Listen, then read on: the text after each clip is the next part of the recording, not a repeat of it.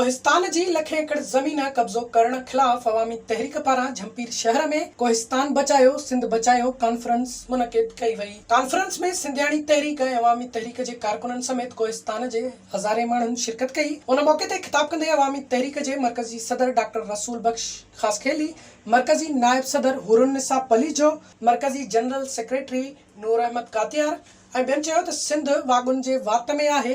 हिक पासे सिंध जो पाणी बंदि करे सिंध खे बंजर बणाइण जी साज़िश कई वई आहे त ॿिए पासे वरी कराची खां थरपारकर ताईं लखे एकड़ ज़मीन ते कब्ज़ो कयो पियो वञे। उन्हनि चयो त कोहिस्तान जूं लखे एकड़ ज़मीनूं सिंध हुकूमत भुॻड़नि मुठि नीलाम कयूं आहिनि। कूड़ा खाता ठाहे विंड पावर ऐं ॿियनि रहाइशी स्कीमुनि खे ज़मीनूं ॾिनियूं वयूं। आम माण्हुनि जे खाते वारनि ज़मीनुनि ते कब्ज़ो कयो वियो।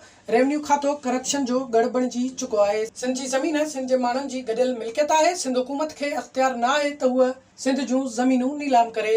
संदन चवणु हो त सिंध जे ज़मीन ते कब्ज़ा बंदि कया वञनि ऐं गैरकानूनी तौर फवायल ज़मीनूं मक़ामी माण्हुनि खे वापसि कयूं वञनि। विज़िट कयो अवामी आवाज़ मीडिया ग्रुप जी वेबसाइट awamiawaz.pk।